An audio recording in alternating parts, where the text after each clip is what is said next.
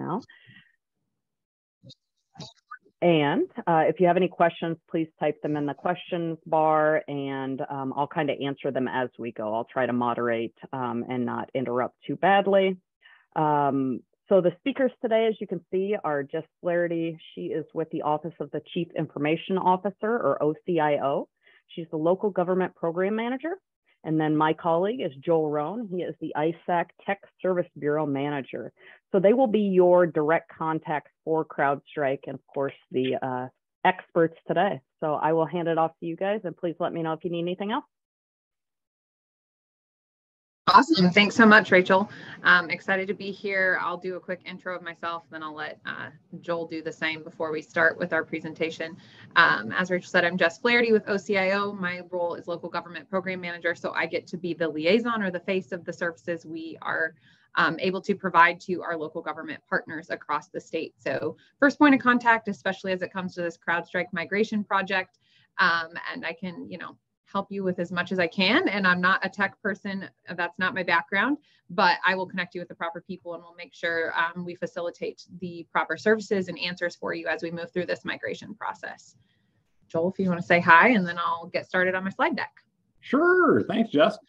Joel Roney, Tech Services Bureau Program Manager. I am the technology resource for counties across the state of Iowa, and I'm also the liaison for some of our state and federal partners. So Jess usually yells at me, and then I usually yell at somebody else. So that's kind of how we work.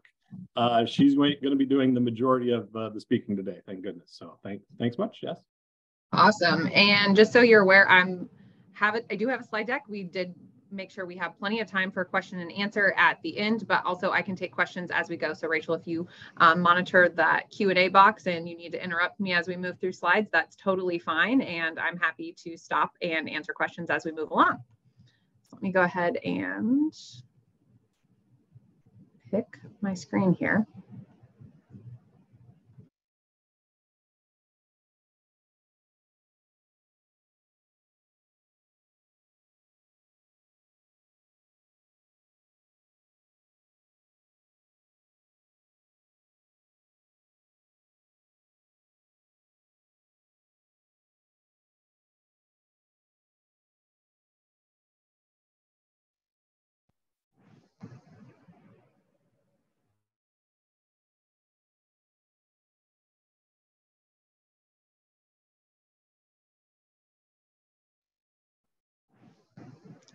Rachel, technical problem. It won't let me use my mic and share my screen. Interesting. 1 second.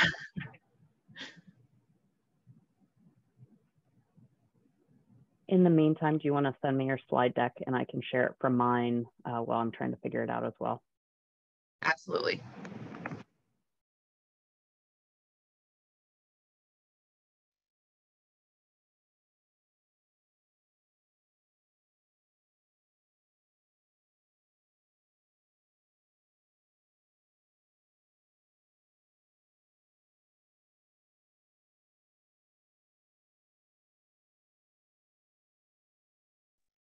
Sounds like I should be like playing the theme from Jeopardy here or something, but just wait just a few seconds, folks, and we'll have this up and rolling here momentarily.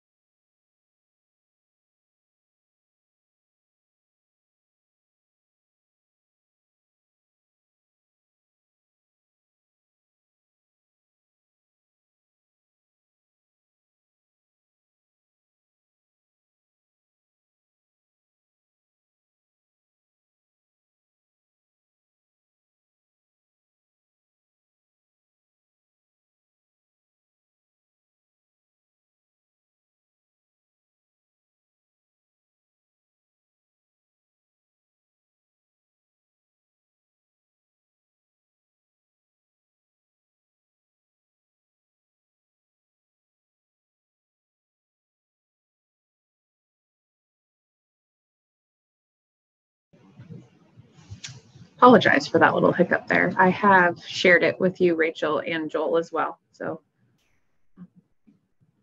we'll move through as soon as you guys are ready.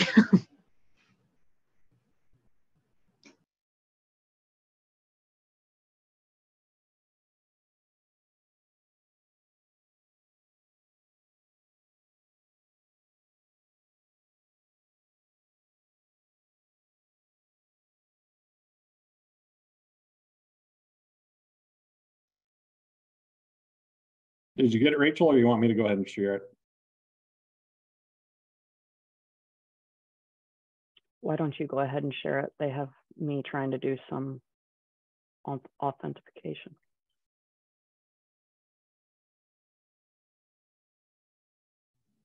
Awesome. Thank you. Yeah. People, I'll just do the old-fashioned next when we're ready to move. If you want to blow that up to a slideshow over at the top right. Top right. Oh, there it is. It was hiding behind the. Got it. That's okay. Perfect. Okay. We can move to the next slide. We know who I am now, so we'll just get rolling on this slide deck. So a little bit about OCIO. So OCIO is here. We are the centralized IT department for state agencies. And then we also have the ability to provide services to our local government partners, as well as the other branches of government and education institutions and nonprofits here in the state of Iowa. So OCIO, in the state agency realm, we have oversight responsibility for procurement, enterprise IT, security standards, and technology planning. And in the local government space, we've been working with our county partners, specifically the auditor offices, for over 8 years, getting closer probably to that 10-year range, a little before my time with OCIO, so that we could assist them in meeting the requirements for election cybersecurity standards. And so that's where we got started with our local government cybersecurity program. But we do offer this program for all county departments and all county employees. So we'll be talking about that next, Joel.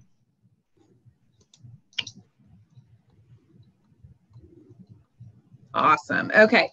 So what we're talking about today is our local government program that is offered for all county departments and employees, like I mentioned. And that has two main components. That's a security operations center, which we'll talk about, and our endpoint detection and response software. We'll move to the next slide. So a security operations center pairs with our endpoint detection and response. And that security operations center, that is here to provide threat monitoring and alerting to our local government partners. And our security operations center is 24/7, 365. So that is a team of people that is all day, all night, monitoring all of the devices that are have our endpoint detection installed on them. Next. A little bit more about our security operations center. Again, the purpose of that SOC is to do that 24/7, 365 monitoring, eyes on glass, if you will, to help prevent, detect, investigate, and respond to cyber threats that are taking place across the network of devices we provide this service to. So that's state agencies, we have local governments, county auditors went through this Crowdstrike migration this last summer to prepare for the 2022 elections. And we do have some school partners as well. We do have in-house employees of OCIO, different types of cybersecurity experts. And so we'll kind of walk through those so you have an idea of the type of experts that are there to support you through our security operations center. So we have tier 1 and tier 2 analysts, and these analysts, their entire purpose of their job is to monitor our cybersecurity tools, analyze the data and the events that they are seeing, detect and initiate remediation response. So they're looking at all this data coming in, and if they see something suspicious, or they receive a suspicious alert from one of our software tools, they will then begin that, initiate that remediation process with the rest of our team. So these tier 1, tier 2 analysts, they're eyes on glass, if you will, 24/7, 365. So we always have teams monitoring all of this data that's coming in all of our cybersecurity tools. We have a group of threat intelligence analysts. So they're investigating emerging, I always mess that word up, sorry, emerging threats and mitigating, advising of our mitigation efforts. So they're taking data that's coming from Crowdstrike and others groups, MSISAC, CISA, and other partners that we have in the cybersecurity realm. And they're taking that and they're analyzing that data, and they're then advising of our mitigation efforts and how we can help reduce our risk as much as possible. specific to the threats that are happening across the globe and across all those different groups out there. We do have a group of security engineers. So this is our most senior group of cybersecurity experts, and they're responsible for architecting our tools, meaning they take those tools and they tweak them to respond to specific threats that are out there or to meet the needs of the network and the devices that we have. And they also serve as a point of escalation in the case of high and urgent or critical events and alerts. And then the fourth group of cybersecurity experts we have on staff are our security, governance, risk, and compliance team. So their role really is to collaborate with our customers and on audits, trainings, policy. They take in a lot of policy and compliance information from the different groups that we participate with, from the federal government, from MSISAC, CISA. And so their role is really to advise and collaborate with our customers on those different sets of policies. Next slide, please. Okay, so a little bit about the different types of alerts we have in our Security Operations Center. So we have high alerts or critical alerts. Those are obviously the most urgent. And what we can do on those alerts is they may include device containment. What device containment means is, and we'll talk more about this as we move through what Crowdstrike can do, but with Crowdstrike, so we're migrating to Crowdstrike software. With that software, we can do automatic device containment. And that means we shut that device down from the rest of your network. So if there's something malicious, or if there's malware or ransomware on a device, we can shut that device down so it doesn't talk to the rest of your network, so we don't have that malicious command or that malicious software spreading across your network, right? So we can really contain that and keep it as limited as possible, as quickly as possible. So we can do automated device containment based on a containment policy we receive from the county, and that's per device. So in the case of 911 dispatchers, we don't want to shut down those devices, right, without talking to someone in the county. So those we would not automatically contain, right? We would know that, and we set up a device policy for those specific devices. In the case of maybe an administrative assistant, and if there's something malicious happening there, there's fewer consequences if we shut that and contain that device down immediately. And so we have the ability to do that while we try and get a hold of you first every single time. We could, if you've given us permission, we could contain that device so that we can contain that those malicious commands from spreading across your network. So that's something we can do in the case of high and critical alerts that's new to device by device is new to Crowdstrike. With high and critical alerts, we also initiate those with phone calls immediately. We say we might call you hourly, but depending on what's happening, we may stay on the phone with you. We may call you every 15 minutes, but you will receive that phone call support from our security operations team.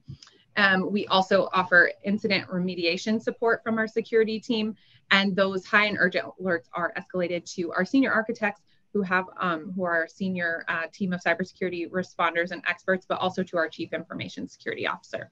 We also do see medium and low alerts. Sometimes these can be false positive, meaning that maybe you're doing a normal business routine on your device, but it for some reason looks a little suspicious to the software. It could throw an alert saying this is suspicious. In that case, we may call you and walk through that with you, and you say, no, this is normal business. So that's what a false positive would be. These medium and low alerts have very minor impact, and they're initiated with emails from our security operations team. You can see that email address there. And then we do offer remediation assistance if you request that. At this time, I'm going to let Dan Powers, our Security Operations Center manager, jump in. If you want to talk a little bit more about our incident response efforts, sure. Dan, just to give them an idea of what that might look like in the case of local governments. No problem. Okay, again, my name is Dan Powers. I manage the information security services and the security operation for the state. Like Jess says, we are a 24/7 operation, manned at all times, and have eyes on glass and handling incidents as they are reported in or alerted in to the SOC. How it usually works is that we will always look for the high alerts first and take action on those. So if Crowdstrike right now, I think majority of you have FireEye on there, on your endpoints and so forth. And we are replacing that with Crowdstrike, which gives us much more ability to actually prevent some of these cyber events from happening, specifically malware like ransomware. And how the steps work is that an alert would come into the SOC. The SOC analyst would then take that high alert and quickly determine whether it's a false positive or real. If it's real, and the information we get out from CrowdStrike is pretty clear on when it is real. And so what we normally do is there are 3 phases, and I think we'll get to that later, maybe, Jess, that there are 3 phases into CrowdStrike. First phase is a monitoring mode, second phase is a partial blocking, and then the third phase is full blocking. If you are into the phase 1 approach, it will be up to us to really do a deep dive into that to see what the actual cause and potential effect that the malware could have on it. Get in touch with you immediately via phone, followed up by an email, and get you onto a hangout or a phone call, conference call, to take action immediately. We do have the ability in CrowdStrike, like we did with FireEye HX, is to contain the host. If we find it as severe as it is, we will strongly suggest that you do contain. Now, onboarding, as you get onboarded, we will walk through those steps to collect information to whether you want to contain a host before we call, or if we have to call you first before containment. I will let you know that we never do and never will contain any high priority infrastructure, such as 911 systems, servers, email servers, and such. And that's why it's real critical to get on the call with us as quickly as you can. During that time, we will try to get you on a Hangout, a Google Hangout. If that's not possible, we'll work with you on a phone, on a conference call, and we can share as much information as what we see on our end to determine the risk of what is going down and with the alert. Once you make a decision whether to contain or to stop it, we will continue on the phone call to do some incident response and triaging. What we really want to know is what the malware intent was. How did the malware potentially start dumping credentials out and grabbing an administrative account to move sideways onto your network, or lateral is what we call it. It's real critical. This is a critical part of stopping things like ransomware. This is prevention. It's because if you do get ransomed, you're kind of out of luck. Then it's basically going to be recovery. You got to remember too that the bad guys out there that are trying to do this for you are also trying to exfiltrate all your data out to hold that as ransom as well, threatening to post that kind of data sensitive information out there to get you to pay. And that's what the whole idea of ransomware is. So we do a deep dive into that, try to see if there's lateral movement. Is there any exfiltration? And then from there, if we can get that prevented and stopped, it's a win. From there, we will also talk about additional remediation with you to see if you're changing passwords, so forth, implementing multi-factor authentication, and so forth. We're on the call with you until the end of the incident. Our CISO, who is Shane Dwyer, will handle that as the single point of contact for the state and you. That may change later as we get more familiar with it, and then maybe Dan will be.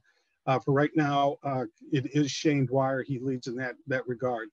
The main thing is that the biggest part of CrowdStrike and any anti-malware system or EDR system that you get is that you get this coverage. You get the Security Operations Center. It's worth its weight in gold to have this. And so we can work with you to stop these type of events from happening. We have a great deal of experience in this field now. I've been doing this for over 7 to 8 years now with it, and 10 years total.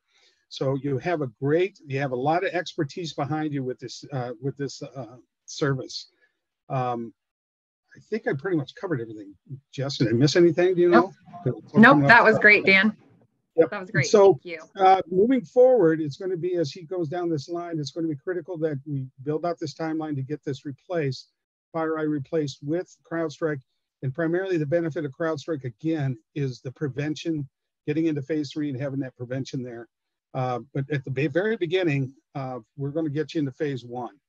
So, and that is because we're under a deadline, a timeline of replacing FireEye HX. And I'm sure Jess will give you the date of that. And so I will. So, yeah. So Awesome. I think I usually at this point, it says, anybody have any questions? But I guess I'll wait. So go ahead. That's fine. That's great. Thank you, Dan, for that additional information about our incident response and remediation. I think we're ready for the next slide, Joel. Okay, awesome. So we're going to talk about endpoint detection and response tool, which we've been saying over and over again is Crowdstrike. So, you know, everything that Dan's team, our Security Operations Center, can do for you can't be done unless we have this endpoint detection and response software on your devices. So our team doesn't have eyes and glass. We don't know what's happening. We can't assist you with that alerting, that monitoring, excuse me, that incident response and remediation if we don't have this software in place. So this software is what allows our security operation team to do their job. So, you know, just again, the purpose of an endpoint detection and response software, or EDR as we'll call it, is it detects and prevents a range of known and unknown cyber attacks on these computers, servers, or other devices we may install it on. You want to go ahead and move on? So historically, the state of Iowa has used FireEye HX. And so FireEye HX is on thousands of devices across our local government partners here in the state of Iowa. We have decided to, at the state, we have done this with state agencies. We have migrated to Crowdstrike as our EDR software for state agencies. And we are ready now to do that migration with our local government partners. So we are moving to Crowdstrike, which is a next generation EDR tool. So part of that next generation EDR tool is it allows some addition, or it gives us some additional features. So we have real-time response, telemetry data to monitor those live events. So those devices, when they're contained, they continue to talk to our Crowdstrike console, so we can see what's happening in real time on those devices.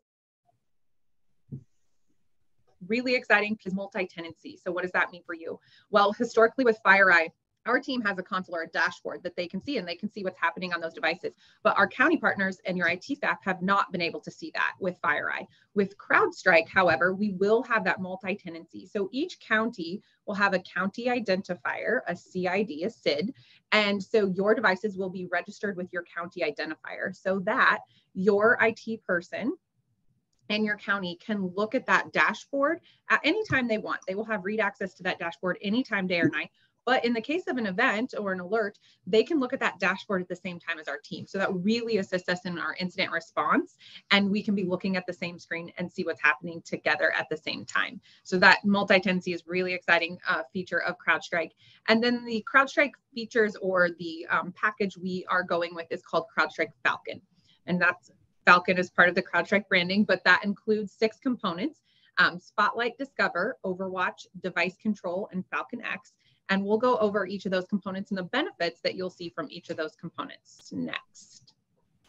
Jess, do you have time for a couple questions now? Absolutely. And if they're not, if you're going to answer them later, just let us know. Okay. Yeah, so Butler County is discussing the phase 1 to phase 3 issue that they had just before the general election.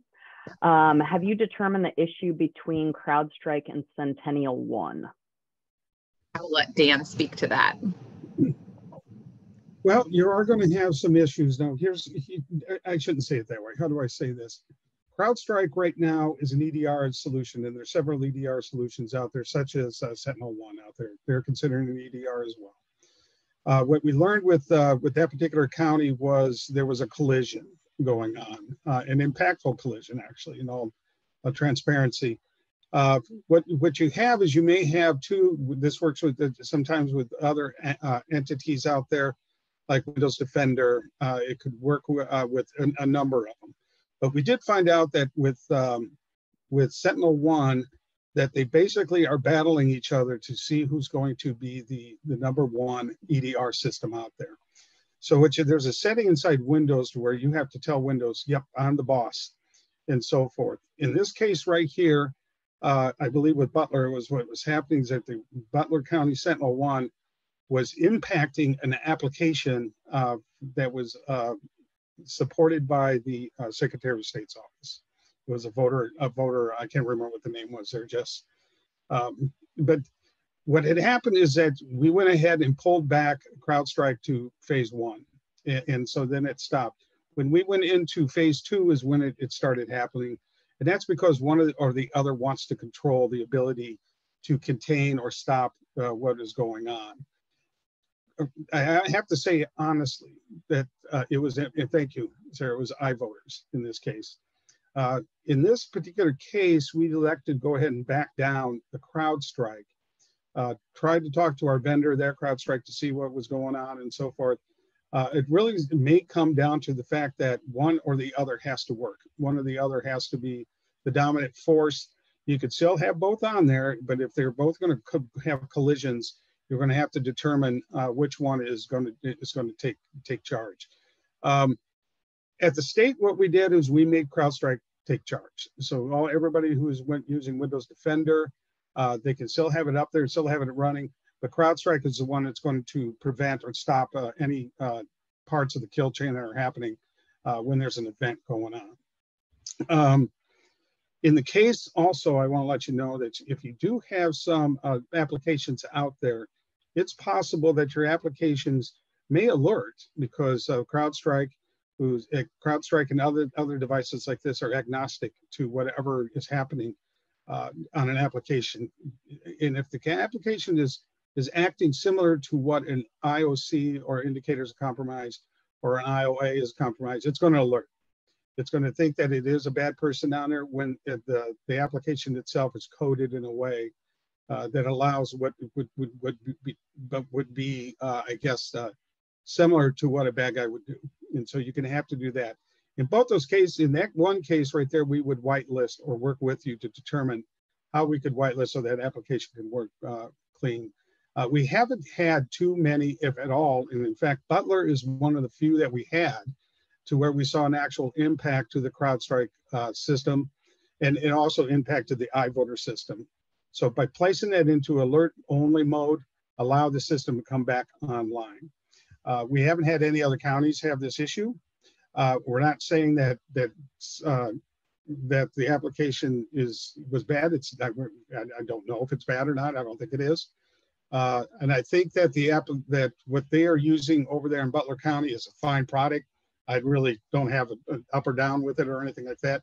But what we have to do is continue to look and see where those things happen at any given time, and then work one-off with them to see what the best solution is to make sure that we're not impacting any county application or their security tools. I hope that helped. That was great information. Thanks, Dan. Sarah, for your county in particular, your county's resolution to that issue that we discovered has been assigned to our EDR architect, Danny O'Neill. And I will follow up with him after this meeting to see when he'll be reaching out to you. But the resolution to the issue you experienced was assigned to Danny O'Neill. So I will follow up with him and make sure we get back to you specifically regarding your specific county. All right, one more question or two more questions now. Okay. Will counties be able to grant access to their dashboards to other entities? That's a great question, and I don't have an answer for that today. The reason being is I think will come down to some specifics, and it might be different in every county based off of how your contract with that third party has been written. So I saw that in the chat. So I wrote that question down, and I will be seeking an answer. I'll have to discuss that with leadership here. Yeah, we Thank will. you. We'll have to discuss that, guys. I think that we're also going to have to look at how MOUs and so forth are written out and so forth. So we're going to have to take it back to our legal team to make sure that everybody's safe if they're going to use it. So. All right, the last one. Who has control of the county endpoints with CrowdStrike? The SOC or the local IT? And when you say to define that, the control of it with CrowdStrike will be the Security Operations Center for the state. We will work closely, no different than what we do right now with FireEye. Work closely with you with building out the responsibilities of each area. I guess a racy type of thing. Again, we're here to support you. That's our job. We're not here to impact you. We're here for the alerting and so forth. We will not make a decision without you. If you agree to that, we can contain, we will, and then call. But if you want us to call first before containment, that's okay. However, I will give you this one caveat. In this world now, seconds matter. And they move fast. The bad guys move fast. Once we go and elected to go to phase 3, that prevention policies will be placed in there to help stop these type of things from happening. Like we did with Butler, we will work with them to determine how we can not impact your systems if CrowdStrike is having an effect on it. it is controlled by our team. And so we give you the access to look and see it in a read-only fashion. But the decisions on things and an incident response will come from you. We'll give you advice. We will tell you severity. Our professional guys that we have back here, and the engineers and Shane, will strongly suggest steps that you may have to take in an incident. But the control back in our place will not be anything more than you telling us how to handle it. I hope that answers the question. Yeah, and I'll speak to that a little bit more. So that's great when it's concerning, our incident response and how we handle that. Like Dan mentioned, the console is read-only access. As far as control. So when Crowdstrike's on your device, it doesn't prevent you from running your systems like normal. It doesn't stop you if you need to add software to your device. You still can completely do all of that. What Crowdstrike is doing is simply helping us detect and alerting us to suspicious activity. In that case, then we step in and we assist you with the remediation of that. But as far as day-to-day activities, Crowdstrike runs in the background, and we have not had complaints of it disrupting end users' day-to-day operations at all. So it's not going to stop you from running any normal business processes on your network. So I don't see any other questions right now, so I'll go ahead and keep moving, and then we'll have time again at the end or as we move through these next few slides for more questions. So thank you for those. Those are great questions. What is CrowdStrike Falcon? So like I mentioned, it has 6 components, and these 6 components help you in different ways. Falcon Prevent. So Falcon Prevent is the very basic EDR. So it's monitoring and preventing known malicious processes and malicious commands on your devices that you install CrowdStrike on. So that's the basic EDR. All EDRs do that. Falcon Spotlight. This is a vulnerability scanning feature. And so what this does, it scans your devices where you have CrowdStrike, and it informs you of your vulnerabilities that are out there. As we know, vulnerabilities are constant. You're never going to be 100% patched. But we talk a lot about patching being one of the 3 Ps of cybersecurity best practices. And so scanning for your vulnerabilities, and then what Falcon Spotlight does is inform you of those, and it helps you prioritize those vulnerabilities. So you can patch the most critical vulnerabilities first and keep on top of those, because in this world, we're just always going to have vulnerabilities and we're never 100% patched, but you can stay on top of those critical and high vulnerabilities and keep those patched constantly. And then we have Falcon Discover. So this is about inventory and user management. So what you'll see is Falcon will scan your devices. It'll tell you when it last connected, make sure it's reporting properly. It also tells you, we see these other devices on your network, they may be eligible to have CrowdStrike on them. And then it'll tell you devices that may not be eligible. So devices that would be eligible would be like a printer. It's going to be on your network, but we're not going to put CrowdStrike on a printer. But it might see like, hey, you have this laptop over here, and it gives you the laptop's name. It doesn't have CrowdStrike. Maybe you want to add that. So that's what Falcon Discover is all about, is really helping those IT technicians make sure that we keep those device inventory lists accurate and that they have the proper endpoint detection installed on them where necessary. Next set. Okay, so the next 3 are Falcon Overwatch, Device Control, and Falcon X. So Falcon Overwatch is managed threat hunting by CrowdStrike professionals. So they're looking for potential breaches or incidences 24/7, and they call us. So OCIO in our Security Operations Center, we subscribe to CrowdStrike Falcon Overwatch. So that means they're assisting in looking at our devices as well. But we do this, we add these layers of protection in several areas. We also participate in the MSI SACS, which is a partner of ours for local governments as well. But we participate in their Security Operations Center as well. So it's just another set of eyes assisting our team. Now, they don't come in and do incident response, but they do. They are another set of eyes for alerting. And they call our team if they see anything suspicious. We have Falcon Device Control. This is all about safe USB usage. You can still use USBs, you can still use flash drives, all of that. But what it's doing is specifically looking at that USB and making sure that there's nothing malicious or suspicious coming in from that port on your device. And then Falcon X. This is threat intelligence on actors and indicators of compromise. So this is information, data that our security team takes, and they use that. They can get this data from lots of places, but we use this from CrowdStrike. They're gathering this from global data on hacker groups, indicators of compromise. Like I said, our team uses that to architect our tools to mitigate as much risk as possible. So while you don't get the Falcon X information directly, it does assist our security operations team, which in turn assists you and helps mitigate as much risk as possible. Next slide. Okay, so we've talked about CrowdStrike. We've talked about the benefits of our security operations team. What's next? What are we doing with this migration? So there's going to be a few things that you need to know. We're going to be sending out a participation survey. And so that's going to come in the form of a Google form, a Google survey. And you're going to look for that link. It's going to come from me at my inbox that's called government.services.iowa.gov. So you're going to look for that coming from me. I am not planning to send that until next week. Today's Wednesday. We're going to wait until Monday. We're going to give you next week to respond to that survey. So the purpose of that survey is really information gathering. So a few things, you know, do you have an anticipated number of devices you'd like to install this on? What's good contact information for your county? It's also going to ask for a couple of other pieces that are going to help us with the setup of your county identifier. So we're going to ask for your county domain. Some counties have more than one. That's totally fine. We're going to ask you to list all of them. And then we're also going to ask for, if you would like access to your console, we're going to ask you for the name and email address and information for you get 2 console access accounts. So we're going to ask for that information if you would like that console access. If you're not sure, you can put that. That's okay too. We can always add that later, but we're just trying to gather some information up front so we can make this migration as smooth as possible and have as much information up front and be prepared for your county's onboarding when that time comes.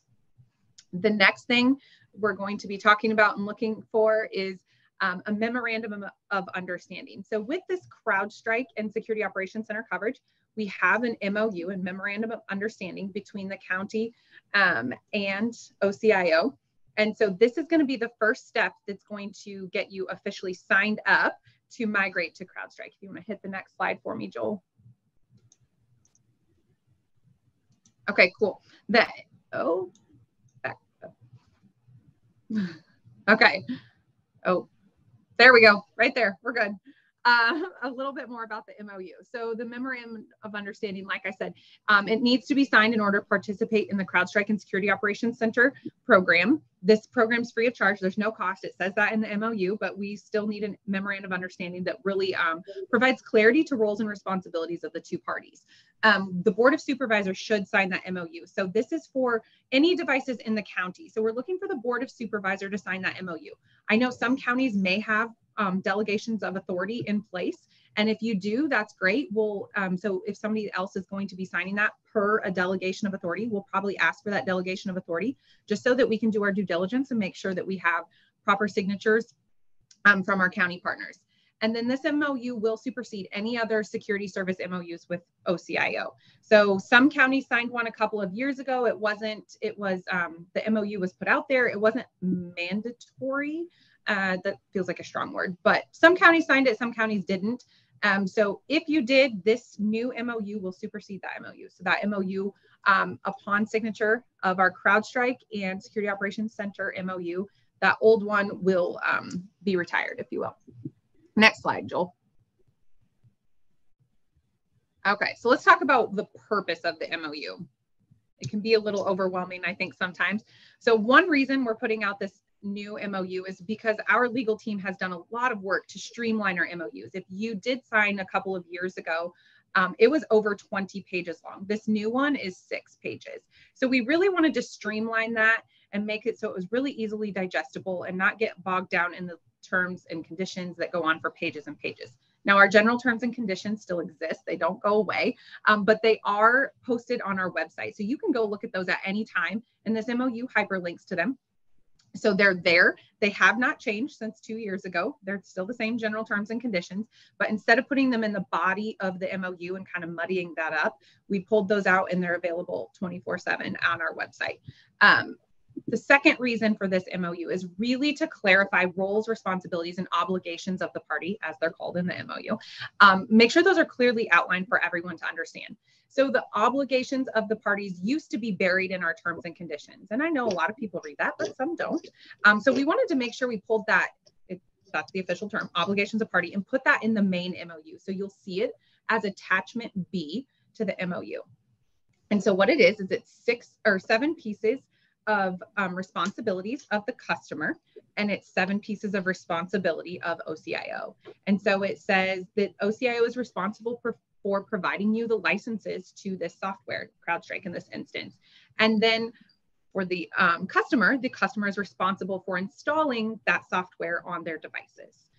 Okay, so it's really basic like that, but we wanted to really provide clarity around that. We are responsible for providing the licenses and providing the monitoring services, but you as the customer are responsible for installing those and requesting validation. When you request validation, OCIO is responsible for responding to that validation request. And that's just to make sure that the installation happened properly and we are seeing that device report back to the console. Okay, so it's really basic obligations of both parties, but again, just wanted to provide clarity around those roles and responsibilities. So we were all on the same page with that.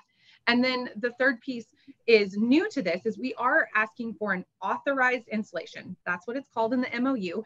And so what we're just asking for you to tell us is how many devices do you plan to install this on? Do you plan to install this on all devices in your county? Maybe that's around 200. So we'd ask you to put 200. And part of the reason for that is this program is free of charge to you. We receive a federal grant to provide this program, and we have compliance and audit responsibilities to those dollars. And so one way that we are going to assist with that auditing of these funds is by having these device counts for counties.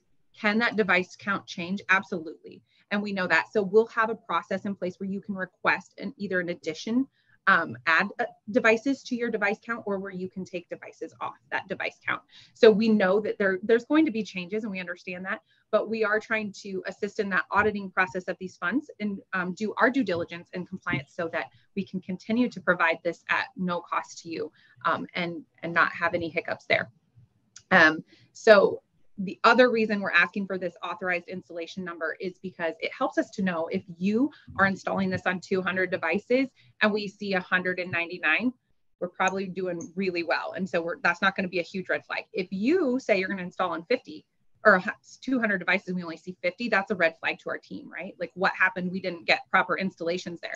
And so that's something that we would be able to look at what you're expecting and what we're seeing and make sure we're matching there. So that's the highlights of what the MOU will cover. Like I said, it has been completely finalized by our legal team. It's going through the final approval step from our CIO, Dr. Matt Behrens. Once he approves that, then we'll be ready to release that. And we'll send that out, and that'll come again from me at government.services@iowa.gov. And we'll ask counties to be signing that. And once it's signed, we'll progress with the onboarding of Crowdstrike in your county. You want to move to the next slide, Joel? Great. So here's some important dates to keep in mind. We'll work backwards on this list. August 31st. So on August 31st, the state of Iowa's contract with FireEye terminates. And so what we want to make sure is that we have all of the counties that want to participate in the devices they want to participate migrated to Crowdstrike, so you don't lose that security operations center coverage from us. If FireEye goes away and you don't have Crowdstrike on your devices, our team can't do the security operations center monitoring and alerting for you. So we need to make sure that we get you from FireEye to Crowdstrike. So that's the August 31st deadline. That's our ultimate goal here is let's get everyone who wants to be on Crowdstrike and participate in this free program. Let's get them to Crowdstrike. So that's the main goal for August 31st. So some other dates to keep in mind today, obviously, is the webinar. Like Rachel said, she is recording this, I see, so it will be posted. You can share it with other partners in the county. We encourage you to do so. Next week, I will be sending the survey. And again, that's that initial participation survey. Fill it out. If you're unsure of some of the answers or if you're not sure of your level of participation, that's okay. You can put that in there. We'll have an area for comments, or you can reach out to me. We'll have all those instructions in my email. February 20th is when we anticipate getting that MOU through the final signatures with our CIO. Again, been through the legal team. CIO is ready to review that and sign off on that. We plan to send that out around February 20th. So we're going to get that out to you guys, and you can start taking that to your boards of supervisors. We may do some additional Q&A webinars just focused on that MOU if we hear a need for that. So look for those, those might be added in here. The next thing to remember is March 9th and 10th is the ISAC Spring School. OCIO will have a booth. Don't remember my number off the top of my head, but I do have a booth there. So I will be there all day on March 9th. And then my Security Operations Center counterpart, his name's Jesse Martinez, who some of you have probably worked with in the past. He will be there all day on March 10th. So we will be there. Come ask us questions, and we'll be happy to help you as much as we can. And then late March, so after the week of spring break, we'll start onboarding our counties. So counties that have turned in their MOU and who have participated in that or submitted their survey will be ready to start reaching out to them and start onboarding them and providing them information and instructions on how to get CrowdStrike on their devices. So that will begin at the end of March. And then again, August 31st, that's the goal we're working towards. We want everyone who wants to participate in this program, as many devices in the counties as we can get. We want to make sure you have coverage. And so we want to get you migrated to CrowdStrike by August 31st. Next slide. I think it's just my contact info. Perfect. Thanks, Joel. Okay, so that's the content for you. You do have my contact information here. So government.services is iowa.gov. I'm the only person that monitors that inbox. And so if you get a response from there, it's me. I will be responding to those. If you ever need assistance directly from our Security Operations Center, their contact info is here. Reach out to them. They have an email. 1-800 numbers 24/7. Call them anytime, day or night, if you need cyber incident support. So again, that's all the content we have. If there's more questions, we're happy to take those now. There are quite a few questions in here. I know Dan has kind of been looking at them. Dan, do you want to answer those in any particular order? No, I'll just start from the top. So this is from Brian Hoffman. Using GPOs to uninstall FireEye, issues uninstalling from the same. Can CrowdStrike installer also roll back? Yes, it can. So once you want to roll back, we would work with you by giving you a key to roll that endpoint back. So there would be a key that is generated. You would work with the EDR team. They would submit that key, and then you could install the CrowdStrike client.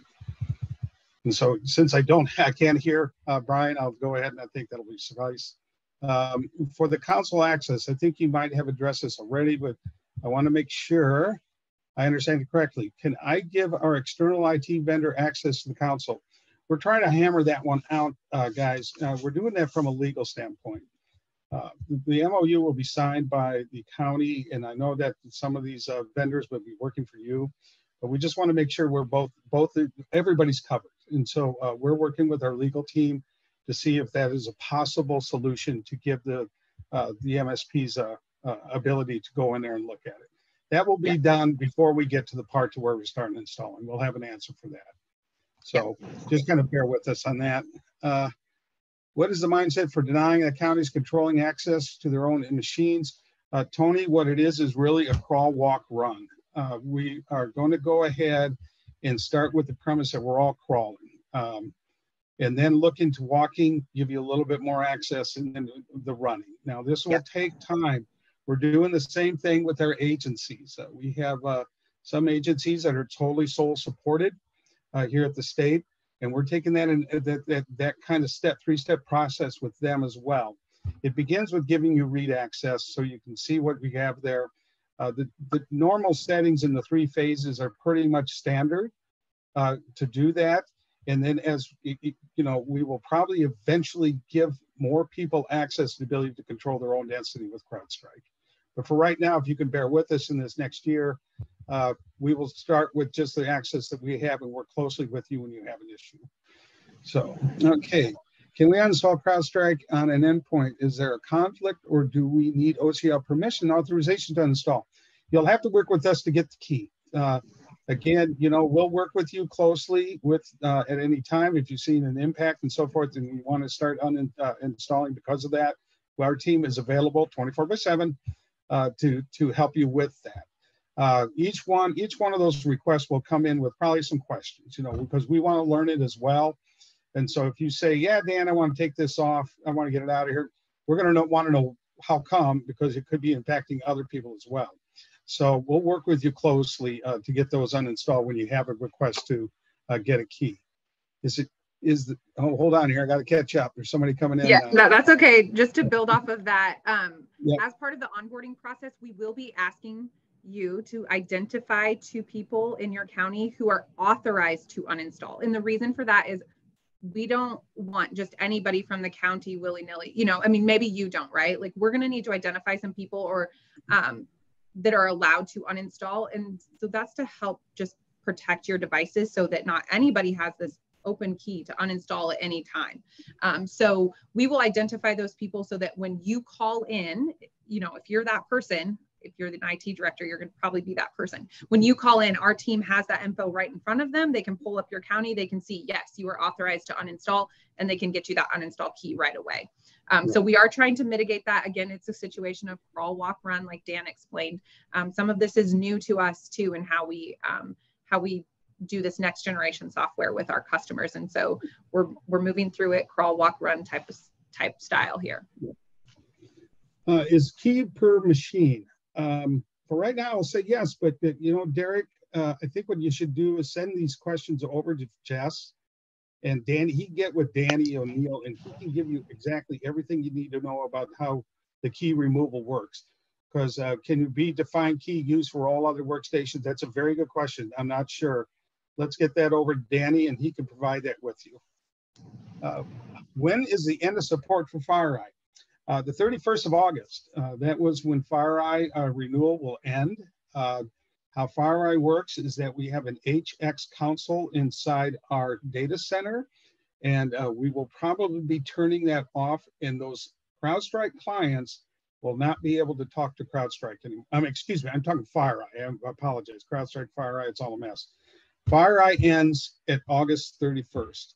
When that happens, the server will not be able to talk to the FireEye itself in the cloud, and FireEye, your clients will no longer be able to connect to our server and the OCIO. So August 31st is probably most likely, unless I see for unforeseen things happening and I ask for an extension, will end in August 31st. So is there a process to remove forced depreciation machines from the council? Again, Brian, we're going to have to get that kind of question. Again, if you can send that over to Jesse, I'll have our EDR team answer that particular question. How does the process work for replacing the computer with CrowdStrike? Well, you got to have a client on there. So inside your system, when you replace one, make sure you have the client installed on there. It would automatically talk to the CrowdStrike cloud, to your SID. And it's inside the client itself, how it reports to the SID. And I believe that whatever setting you have, and you'll have to work with us on that, replacement will either start in the phase that you're in.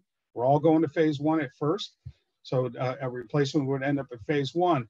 If we get you moved to 2 and 3, you can ask them if you want to place those machines in the phase 1 and then rotate them into the 3 phases, or if you want them just to go into phase 3 automatically. How does the process work? Okay, got that one. How do we uninstall CrowdStrike before removing the computer, or can the computer just be wiped? Of course it can be wiped. You can go ahead and wipe the machine if you want. You'll have to reinstall CrowdStrike on the new machine. So what else? How is an asset rotation being handled down the road? Meaning, as you move forward in the cycle out devices, what is the expectation for keeping license true up? That will be handled by our end. For right now, licenses are being purchased for all counties on an estimated of, I guess, 20,000 is what we're thinking right now. I think that what we're going to do is buy them in sections, like 10,000 at a time as we onboard. They are good for 2 years. After that 2-year period of funding, we are going to go back to the powers that be to see if we can fund this continually after the 2nd year. I hope that answers your question. Yeah, so I think a little bit of what, Jacob, you're getting to is just normal device rotation. So the CrowdStrike, the device will show up on your console for 45 days after the last time it's checked in. After that 45 days, it automatically rolls off. So for normal device rotation, we know that's going to happen. So we're not going to be looking at this every day. Like, did you say 50 and today you're at 51? No, we're going to be looking at this in bigger chunks of time to make sure that you're not we're not losing a whole bunch of devices, or if you've added a whole bunch, that we just document that properly. But for normal device rotation, we know that happens, and we know there's that 45-day window where CrowdStrike will still show your device on your console, and then it drops off. So that's kind of that time frame for that normal device rotation. Okay. And then, so Anthony, Dan, I think you also, I don't know if you answered these or not, I didn't notice, but from Wenatchee County, they asked about dispatch E911 computers, whether setting them to isolate or not. And I don't know if you want to touch on that, or if that's something that will be answered in a later email. Yeah, so with the 911 systems and so forth, that we want to make sure that you guys have total control over those. If you're comfortable with moving those into the third phase of blocking, that's fine. We will never contain those without your permission.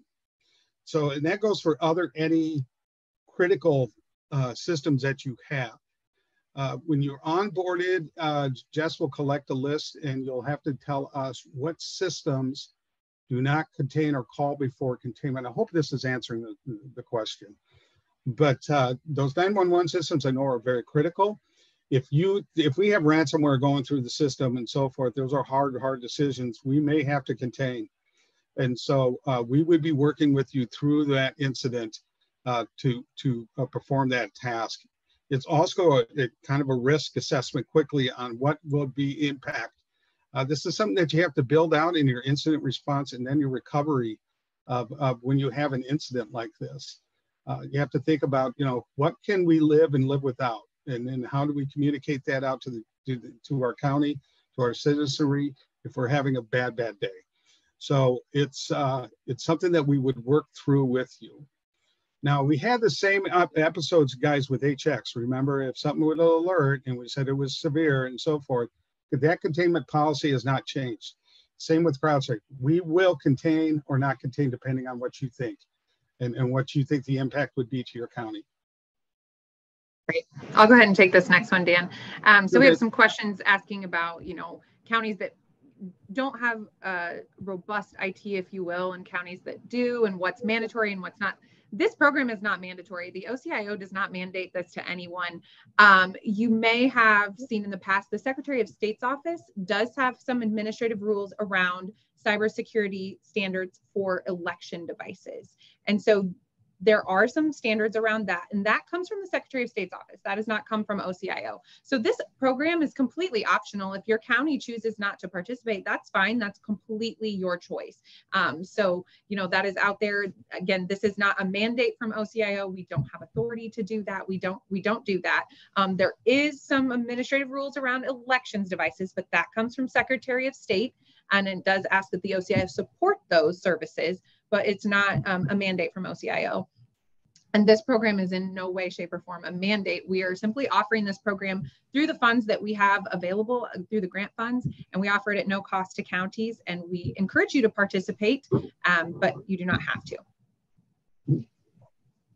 And then I think there was one more that we may have missed, and this may be above my head. Is the installer an MSI? I don't know if you answered that or not. Okay. Yes, it is. I will add this. We've had a good relationship with the counties over the years. Joel has been very helpful, and other county leaders have been, so forth, with the Security Operations Center. I'm completely agnostic to what type of tools we use. I think the benefit that you guys really gain out of this is the early warning and prevention that you get, and the support from the Security Operations Center. I can tell you that, a lot of times these events happen in the middle of the night, and we're there for you. We let you know that this is going on, so you can quickly handle such a situation as ransomware. We're very, very still fearful of that. We have seen, as you guys have read in the news, a great deal of this is still happening out there. And so this is one way to get protection and eyes on glass so we can prevent these things from happening. Like he says, it's up to you to make those decisions whether you want to participate or not. So we'll work closely with you. This system, Crowdstrike, gives us much more functionality than what FireEye HX could do, and so we're excited about that.